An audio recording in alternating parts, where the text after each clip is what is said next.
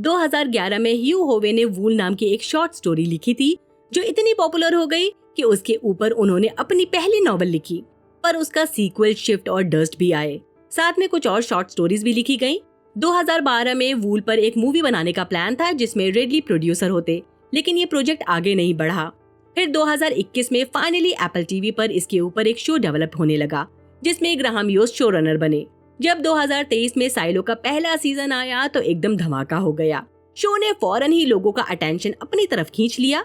हाँ, सीजन 2 पहले वाला जितना धमाकेदार नहीं था, लेकिन फिर भी हार्डकोर फैंस के बीच काफी चर्चा में रहा।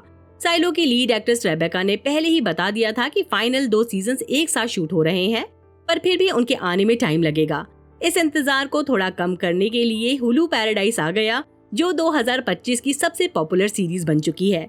मैं इस वीडियो में और घी डालने वाली हूँ by comparing silo and paradise के फर्स्ट सीजन और बताऊंगी कि मुझे कौन सा ज्यादा पसंद आया। आगे बढ़ने से पहले ये बता दूं, अगर आपने साइलो नहीं देखा है तो ऊपर दिए गए लिंक पर क्लिक कर सकते हैं। मैं साइलो का लिंक डिस्क्रिप्शन में भी दे दूंगी। चलिए शुरू करते हैं।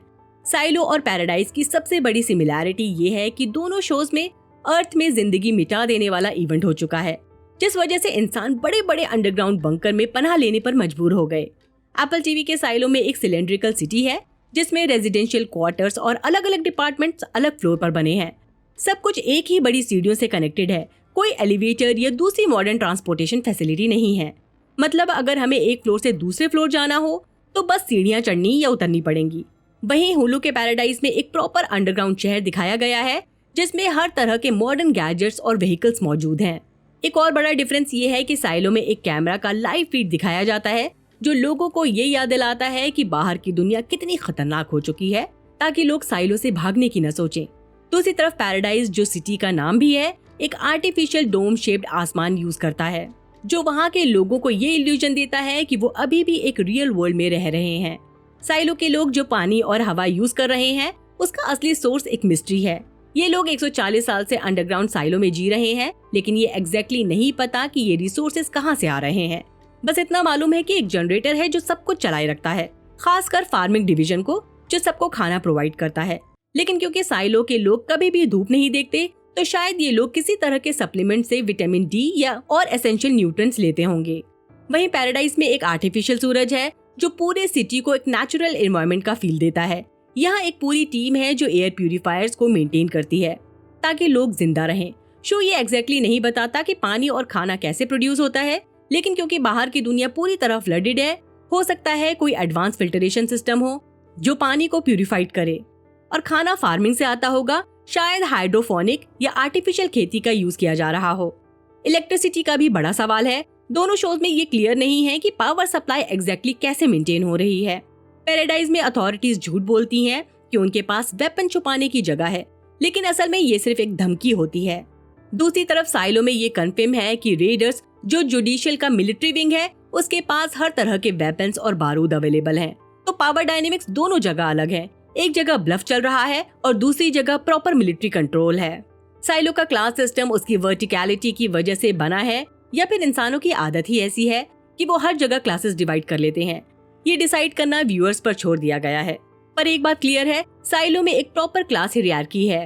अप टॉपर्स, ये लोग साइलो के सबसे ऊपर वाले फ्लोर्स पर रहते हैं। यहाँ एयर लॉक, कैफेटेरिया और शेरिफ्स डिपार्टमेंट है। लेवल 14 पर जुडिशियल, लेवल 19 पर आईटी डिपार्टमेंट और लेवल 20 पर एक जेनिटोरियल क्लोजेट है जो सीक्रेटली एक वॉचर रूम तक जाता है, जहां से आईटी और जुडिशियल उन लोगों पर नजर रखते हैं जो सिस्टम के खिलाफ जाने की सोच रहे होते हैं। मिड्स, यहाँ मोस्टली रेजिडेंशियल एरियाज है, मेडिकल डिपार्टमेंट है और फार्मिंग भी यहीं होती है। ये मिडिल क्लास टाइप का एरिया है। सबसे नीचे का एरिया है जिसमें मैकेनिकल डिपार्टमेंट काम करता है। ये लोग जनरेटर मेंटेन करते हैं और अप टॉपर्स के फेंके गए सामान से काम चलाते हैं। इनको नीचा दिखाया जाता है, लेकिन असली पावर इनके हाथ में ही है, क्योंकि अगर ये चाहें तो जनरेटर शट डाउन करके पूरे साइलो को बंद कर सकते हैं। जो बीच का टेंशन है, आईटी और जुडिशियल उसको कंट्रोल और मैनिपुलेट करते हैं। और सिर्फ क्लासेस डिवाइड करना ही नहीं, ये लोग पॉपुलेशन कंट्रोल भी करते हैं। यहाँ कपल्स को परमिशन लेनी पड़ती है अगर उन्हें एक बच्चा पैदा करना हो, इसलिए शो में बहुत ही कम बच्चे दिखते हैं। ये पूरा सिस्टम इतना स्ट्रिक्ट है कि लोग सिर्फ सरवाइव कर रहे हैं, जी नहीं रहे। साइलो में अगर कोई भी पैक्ट जो साइलो के फाउंडर्स ने लिखा था उसके खिलाफ जाता है तो उसे बाहर भेज दिया जाता है ताकि वो कैमरास क्लीन करें। पर असल में ये एक डेथ सेंटेंस ही होता है। क्योंकि बाहर का एनवायरनमेंट इतना टॉक्सिक है कि कोई भी ज्यादा देर तक जिंदा नहीं रह सकता। पावर डायनेमिक भी काफी क्रेजी है। IT head, judicial head, sheriff department का बॉस और मेयर की पोजीशन बहुत डिजायरेबल है। इन्हीं पोजीशंस को पाने के लिए लोग पीठ में छुरा घोंपना, मैनिपुलेशन और पॉलिटिक्स करते रहते हैं। वैसे तो मेयर एक बड़ा रोल लगता है, लेकिन असली पावर बर्नार्ड के हाथ में होती है, जो आईटी का हेड है। वहीं पैराडाइज दिखने में इक्वल और फ्री सोसाइटी जैसा लगता है। यहाँ सब कुछ फ्री है, कोई डिस्क्रिमिनेशन नहीं दिखाया गया और लोग को एक इक्वल लाइफ मिलती है। बच्चे, बड़े, बूढ़े सब एक साथ रहते हैं। एक नो पेट पॉलिसी है जो थोड़ी अजीब लगती है। यूएस गवर्नमेंट सब कुछ कंट्रोल करती है, जिसमें प्रेसिडेंट और सीक्रेट सर्विस सबसे ऊपर है। लेकिन यहाँ भी एक हिडन पावर स्ट्रक्चर है। जैसे साइलो में मेयर के ऊपर बर्नार्ड का कंट्रोल था, वैसे ही पैराडाइज में प्रेसिडेंट ब्रैडफोर्ड के ऊपर एक और मास्टरमाइंड है, समांथा, जो हर डिपार्टमेंट की असली बॉस है। सबको लगता है कि पैराडाइज में स्मार्ट वॉचेस सबको इक्वल एक्सेस देते हैं, जो क्लासिज्म और रेसिज्म हटा देते हैं। पर असल में ये गवर्नमेंट का एक टूल है जो लोगों की हर एक्टिविटी ट्रैक करता है। तो जो फ्रीडम दिखाई जा रही है वो सिर्फ एक इल्यूजन है। अभी तक पैराडाइज और साइलो का एक्चुअल पर्पस रिवील नहीं हुआ है, लेकिन दोनों शोज का मेन थीम सच्चाई छुपाना और सच्चाई ढूंढने के कॉन्फ्लिक्ट के अराउंड घूमती है। साइलो का सेकंड सीजन खत्म हो चुका है, पर अब तक ये क्लियर नहीं हुआ कि किस वजह से तबाही आई कि लोग बंकर में छुपने को मजबूर हो गए। बाहर भेजे जाने वाले लोगों के हेलमेट में फेक वीडियो क्यों दिखाया जाता है? आईटी डिपार्टमेंट को ये सच क्यों छुपाना है कि बाहर जाना अनसेफ है?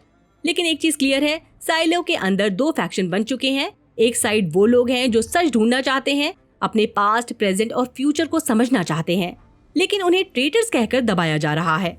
दूसरी साइड वो लोग हैं जो सिस्टम में कोई बदलाव नहीं चाहते और उन्हें सेवियर्स बताया जाता है। माना जाता है वो सबको सेफ रख रहे हैं। क्योंकि साइलो पुराना है, इसमें कई बार बगावत हो चुकी है।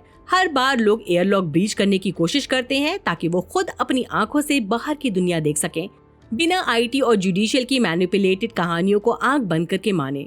पैराडाइज थोड़ा नया है साइलो के कंपैरिजन में, लेकिन कॉन्फ्लिक्ट वही है। अथॉरिटीज लोगों को ये बताने से रोक रही हैं कि बाहर की दुनिया वापस बसने लायक है। सिर्फ कुछ लोग जैसे सीक्रेट सर्विस एजेंट कॉलिंस और रॉबिन्सन सच बताने की कोशिश कर रहे हैं, पर उन्हें भी दबाया जा रहा है। लेकिन एक पॉइंट के बाद बाहर की दुनिया सेफ है या नहीं, ये इररिलेवेंट हो जाता है। मेन फाइट सच जानने की होती है और यही दोनों शोज का कोर थीम है। ये दिखाता है कि जो लोग पावर में होते हैं वो अपनी इंफॉर्मेशन का मिसयूज करके दूसरों को कंट्रोल करते हैं। दोनों शोज ये समझाते हैं कि चाहे जितनी भी निगरानी हो, चाहे फ्रीडम का जितना भी इल्यूजन दिया जाए, जुल्म की एक लिमिट होती है। जब ब्रेकिंग पॉइंट क्रॉस होता है, तब जितने भी पावरफुल फासिस्ट हों, उनका डाउनफॉल तय होता है, क्योंकि रेबल्स हमेशा आखिर में जीतने की कोशिश करेंगे। पैराडाइज और साइलो की सबसे इंटरेस्टिंग सिमिलैरिटी ये है, पोस्ट एपोकलिप्टिक सेटिंग होने के अलावा दोनों शोज एक मर्डर मिस्ट्री की तरह प्ले आउट करते हैं। साइलो में काफी लोगों की मौत होती है। जॉर्ज विल्किन को जबरदस्ती गिरा दिया जाता है, जिससे जूलियट सच जानने की मिशन पर चल पड़ती है। रूथ को पॉइजन दिया जाता है। डेप्यूटी मांस का डगलस के हाथों कत्ल होता है और बाहर क्लीन करने भेजना भी तो एक मर्डर है। तो एलिसन और हॉस्टन बेकर को भी काउंट करना पड़ेगा, क्योंकि उनके सूट पर खराब हीट टेप लगाई गई थी।